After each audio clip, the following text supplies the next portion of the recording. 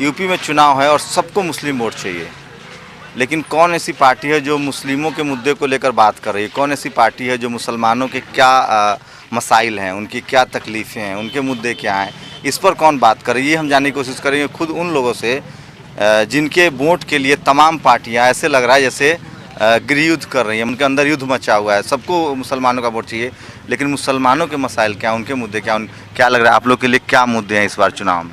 अच्छे होंगे जो अच्छा क्या चाहते हैं? जो सरकार आए उसे क्या चाहते हैं? काम अच्छा करें और क्या अच्छा करें? जैसे काम स्कूल बनाए, स्कूल दवाई, बनाए, हॉस्पिटल बनाए, क्या बनाए? हाँ स्कूल बनाए, दवाई बनाए और अच्छा विकास करें। पिछली सरकार ने भी तो वादा करके वोट लिया था, वो पूरा हुआ? पिछली सरकार के जो वादे थे वो कुछ हद तक पूरे हुए और कुछ हद तक पूरे नहीं हुए। क्या पूरा हुआ और क्या नहीं पूरा हुआ? जैसे कि इसमें स्कूल्स के लिए अब मेट्रो आई है, यहाँ पे मेट्रो आई है, कुछ वादे पूरे नहीं, मैं वो तो सबके लिए आए। मुसलमानों से जो वादा किया गया था कि 18% आरक्षण देंगे, सच्चर कमेटी की रिपोर्ट लागू करेंगे, ये सब पूरा हुआ? नहीं, इसके रिगार्डिंग तो अभी मुझे इन्फॉर्मेशन है नहीं। आपको क्या लगता है? ये रोजगार कितना बड़ा मुद्दा है आप लोग? सर रोजगार ही सबसे बड़ा मुद्दा है। अगर सुरक्षा कितना बड़ा मुद्दा है? जिस तरह से मुजफ्फरनगर हुआ, अखलाक का मामला हुआ। अगर रोजगार होगा तो सबसे पहले रोजगार का मसला है। इंसान जिस चीज़ से अपनी अर्निंग करेगा, खाएगा, खाने का साधन आएगा, सबसे पहले वो है। सुरक्षा और बाकी सारे हॉस्पिटल, स्कूल, ये सब मामले बाद में, पहले तो देखिए अभी नमाज का वक्त था, मैं माफ़ी चाहता हूँ इन लोगों से। हो सकता है सबको घर जाने की जल्दी होगी, लेकिन मैं फिर भी बात कर रहा हूँ क्योंकि बहुत ज़रूरी है। चुनाव आने वाला समय है, मुस्लिम समाज अभी अगर अपनी बात नहीं करेगा तो फिर 5 साल वो बात करने की स्थिति में नेता नहीं होते हैं। नेता को तभी आप पकड़ सकते हैं जब वोट का समय हो। जैसे ही वोट का समय निकलेगा वो अपने घर चला जाएगा, वो लखनऊ में बैठेगा और आप दर दर की ठोकरें खाने को मजबूर होंगे। इसलिए बहुत ज़रूरी है कि चुनाव के समय उनको पकड़िए। क्या लग रहा है, क्या मुद्दे हैं आप लोगों के? हमारे हिसाब से तो अच्छा काम होना चाहिए, अच्छा विकास होना चाहिए। यही जिस तरह से 500 के करीब दंगे हुए, अखलाक का मामला हुआ, मुजफ्फरनगर का मामला हुआ, कहीं ना कहीं मन में डर सा बैठ गया था मुसलमानों को। सुरक्षा बड़ा मुद्दा है। हाँ, सुरक्षा बड़ा मुद्दा तो है ही, मगर हमारे हिसाब से मुद्दा है सुरक्षा। बहुत बड़ी मुद्दे हैं ये। क्या चाहते हैं आप लोग? मैं चाहता हूँ कि यहाँ नोएडा के अंदर जितनी भी बड़ी बड़ी कंपनियाँ हैं प्राइवेट, ये सारे वर्कर को जो है पीएफ काटती है वो टाइम पे नहीं देती है, सैलरी सही टाइम पे नहीं देती है, और सैलरी बढ़नी चाहिए हर वर्कर की तरफ से। मैं बोल रहा हूँ कि ये सारी कंपनियाँ जो है सैलरी नहीं बढ़ा रही है, सिर्फ महंगाई बढ़ रही है। तो देखिए बेरोजगारी, सैलरी, नोटबंदी से भी कुछ असर हुआ? नोटबंदी से भी बहुत फर्क पड़ा। अभी तक हम लोग को सैलरी नहीं मिली है।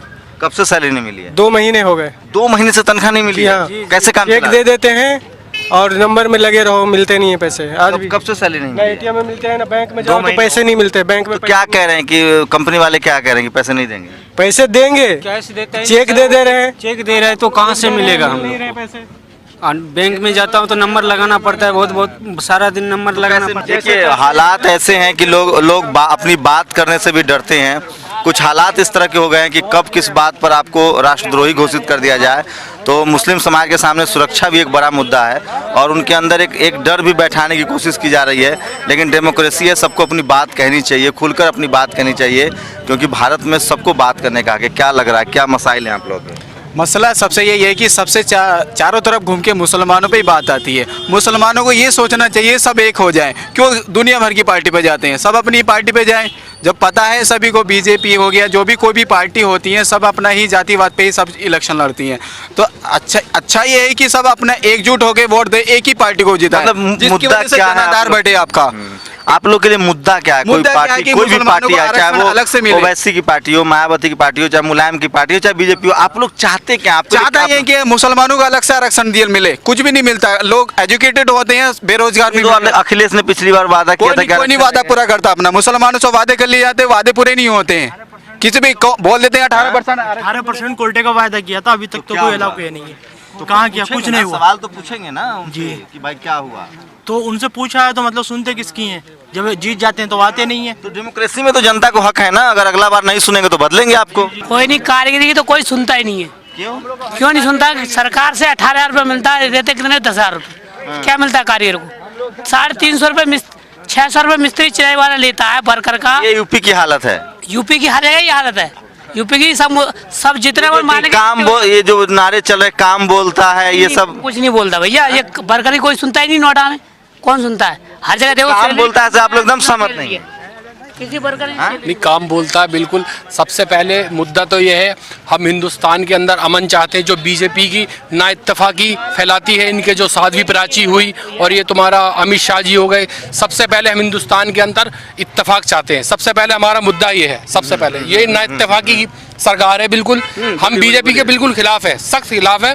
क्यों खिलाफ है बीजेपी भाई? बीजेपी मायावती सबसे पहले, आप ही लोगों ने वोट दिया था, 73 सीटें गई बीजेपी के। बिल्कुल दिया था, लेकिन बदलेंगे भी तो हम ही ना भाई, हमने दिया था हम ही। तो जो राज्य सरकार थी जिसने आरक्षण का वादा किया था, सच्चर कमेटी लागू करने का वादा किया था, जिसने कहा था मजदूरी बढ़ाएंगे, ये सब कुछ नहीं हुआ, तो अब क्या करेंगे? वादे तो बीजेपी ने बहुत किए थे जब केंद्र में आने के लिए, है ना, लेकिन क्या है, वाला क्या लगा? नोटबंदी से क्या लाइन में लगाया, हिंदुस्तान को लाइन में लगाया बिल्कुल। इतनी 100 से ज्यादा मौतें हुई, उसका क्या हुआ? हम हिंदुस्तान के अंदर अमन चाहते हैं सबसे पहले। आपके लिए क्या चाहिए? और बीजेपी के साथ खिलाफ अमन और सुकून, हाँ?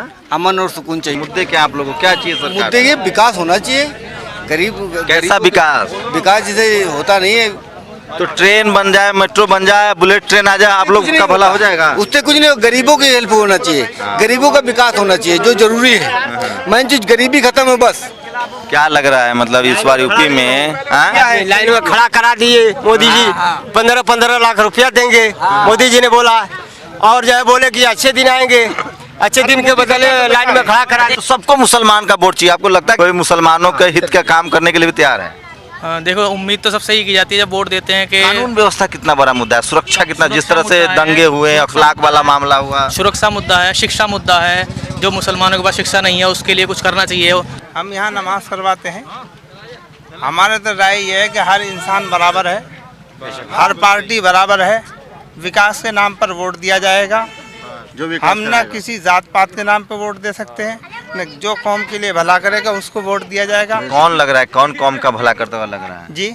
कौन लग रहा है कौम का भला करता हुआ? आप इतने समझदार हैं, इतनी अच्छी बातें कही, लोग तो उम्मीद करेंगे ना कि आप कोई लाइन देंगे, तभी तो लोग समझेंगे। हम जैसे लोग कैसे समझेंगे? हमारी तो बहुत समझ नहीं है। सबसे पहली चीज जो हमारी साइड ये लीजिए, ये बोले, नहीं आपकी बात में सहमत हूँ, लेकिन मान लीजिए मैं अनपढ़ हूँ, पढ़ा लिखा नहीं हूँ, तो मैं तो समाज में जो अच्छे लोग उनकी बात सुनूंगा ना। सबसे पहली चीज, हम सियासी नहीं है, एक वोट का मालिक है, और हम अपने दिमाग से चलेंगे। जिसको हम अपने दिल में अच्छा समझेंगे उन्हें एक वोट दे देंगे। देखिए, दो चीजें आप गौर कीजिए। आप टेलीविजन डिबेट वो देखते होंगे, एक तबका है, एक वर्ग है जो चीख चीख कर चैनलों पर आके कहता है फलाना की सरकार बनेगी, चिलाना की सरकार बनेगी। वो चीख चीख के बोलता है, उसके पास बोलने के लिए इतनी ताकत है क्योंकि समाज में वो हमेशा से ऊपर रहा है।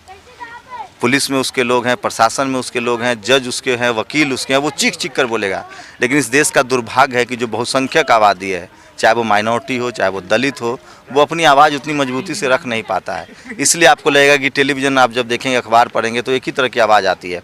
कुछ हवा ऐसी चल रही है, देश में माहौल इस तरह का हो गया है कि अगर आप अल्पसंख्यक हैं, माइनॉरिटी हैं, आप दलित हैं, तो आप डर के आसपास देख के, दाएं बाएं देख के बोलते हैं कि कहीं कोई सुन न ले और कोई आपको राष्ट्रद्रोही न कह दे।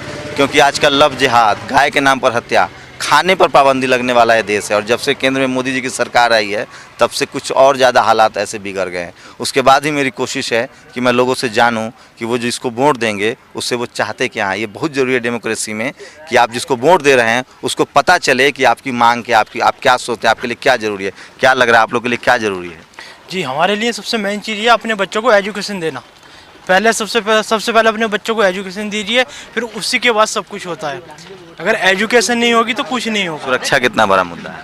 सुरक्षा सबसे बड़ा मुद्दा है जी। जब हम जिंदा रहेंगे तो रोजी रोटी तो कमा ही लेंगे। हाँ, रोजी रोटी तो कम ही जाएगी। क्या लग रहा है जो वर्तमान सरकार थी, 500 के करीब दंगे हुए, अखलाक को घर से खींचकर मार दिया गया, क्या लगा ये सरकार अगर चाहती तो दंगे नहीं रुक सकते थे? सुनियोजित दंगे थे, बीजेपी ने कराए थे। ये हकीकत है इस देश की। डेमोक्रेसी पर कहीं ना कहीं जो सवाल उठते हैं उसकी एक बड़ी वजह है कि इस देश में एक बड़ा तबका अशिक्षित है, वंचित है, और वो अभी भी अपने अधिकारों को लेकर उतना जागरूक नहीं है।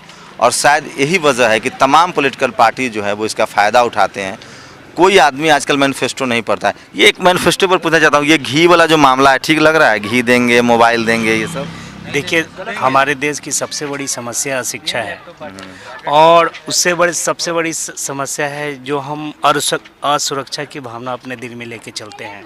कहीं ना कहीं तो वजह भी है ना भाई, भीड़ आके 5 आदमी पर टूट पड़े तो वो तो आदमी डरेगा ही। देखिए, ये तो सरकार की जिम्मेदारी को उसकी देखिए सरकार क्या करती है उससे हमें मतलब नहीं है। सबसे पहले ये कि हम अपने समाज को अपने घर से स्वच्छ और साफ लेके चलेंगे तो कहीं ना कहीं हम सरकार से भी लड़ पाएंगे और समाज से भी लड़ पाएंगे। तो सबसे बड़ा तो मुद्दा आपको लगता है कि शिक्षा जो है वो बड़ा मुद्दा है? सबसे बड़ा मुद्दा शिक्षा है और उससे भी सबसे बड़ा मुद्दा सुरक्षा है। तो ये एक तो साथी कहते हैं कि कब्रिस्तान की गोलबंदी हो गई, हज हाउस देखिए बन सर, गया।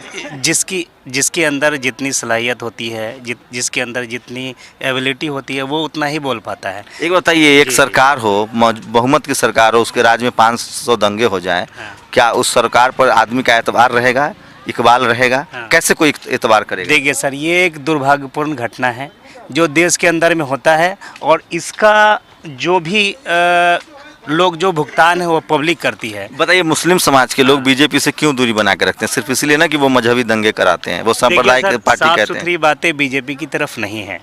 कहीं ना कहीं हम पब्लिक दोषी हैं। अगर हम अपने आप को ठीक करके चलें तो कोई बीजेपी या कोई भी कांग्रेस हमारे सामने नहीं टिक सकता है, क्योंकि अब तक 1947 के बाद जो भी सरकार आई है, राजनीतिक परिवर्तन हुआ, तो उसके ऊपर एक समीकरण बनी है और उस समीकरण को आप आज तक किसी पब्लिक ने तोड़ा ही नहीं है। तो उस समीकरण को तोड़ना केवल मेरा काम है, एक आम आदमी का काम है जो शिक्षा और जागरूकता को लेकर चले, तो इस पे हम काबू पा सकते हैं। ये बहुत गंभीर बहस है, इसको आप जरूर समझिए। ये जो बात कह रहे हैं इसको समझने की ज़रूरत है कि आदमी शिक्षित बने तभी डेमोक्रेसी मजबूत होगा। कि इस देश में जो बहुजन आबादी है, जो बहुसंख्यक आबादी है, वो राजनीतिक रूप से, सामाजिक रूप से उतना प्रखर अभी नहीं हुआ है। बहुत सालों से हाशिए पर रहा है, वंचित रहा है, शोषित रहा है, इसलिए उसकी आवाज़ अभी तक टीवी अखबार में पहुंच नहीं रही है। और जो आप चीख कर टीवी पर देख रहे हैं, ओपिनियन पोल, जनता की राय, कौन बनेगा मुख्यमंत्री, कौन किसका होगा राज, और उसमें जो कुछ लोग चीख के आपको दिखते हैं, उनकी आप जाति पता कीजिए, उनका मजहब पता कीजिए, आपको पता चलेगा कि वो एक ही तरह के लोग हैं जो कि इस देश में आबादी के हिसाब से अल्पसंख्यक है। और टीवी पर भी उन्हीं का कब्जा, अखबारों पर भी उन्हीं का कब्जा है, इसलिए हमेशा दूसरा पक्ष दब जाता है। नेशनल दस्तक की यही कोशिश है कि इस देश की जो बहुसंख्यक आबादी है, SC, ST, OBC, माइनॉरिटी, महिलाएं, उनकी आवाज़ सामने आए और उनकी आवाज़ों को देखिए, उनकी क्या ज़रूरत है उसको भी समझिए, और तभी आपको लगेगा कि इस देश में जो है वो ओपिनियन पोल क्यों फेल हो जाते हैं। इसलिए क्योंकि उसमें बहुसंख्यक आबादी की आवाज़ नहीं होती है। इसलिए नेशनल दस्तक की कोशिश है कि उन लोगों से बात की जाए जो नेताओं की तरह नहीं बोलते हैं, जो फराटेदार भाषण नहीं देते हैं, लेकिन उनके जो मसाइल हैं वो कम से कम बोले। उनके जरिए मैं आपको उनके मसाइल बताने की कोशिश करता हूं बीच बीच में कि उनके क्या ज़रूरतें हैं, उनके क्या मुद्दे हैं, ताकि जो सरकार, आने वाली सरकार है, जो सरकारें चल रही है, वो जान सके कि इस देश में एक बड़ा तबका ऐसा है जो अपनी बात भी नहीं रख पा रहा है, लेकिन वो वोट देता है, उसकी भागीदारी से सरकार बनती है, और ये बहुत ज़रूरी है कि उसकी बातों को सुना जाए और उसके मुद्दे को हल किया जाए। कैमरामैन गौतम के साथ शंभू कुमार सिंह, नेशनल दस्तक, UP।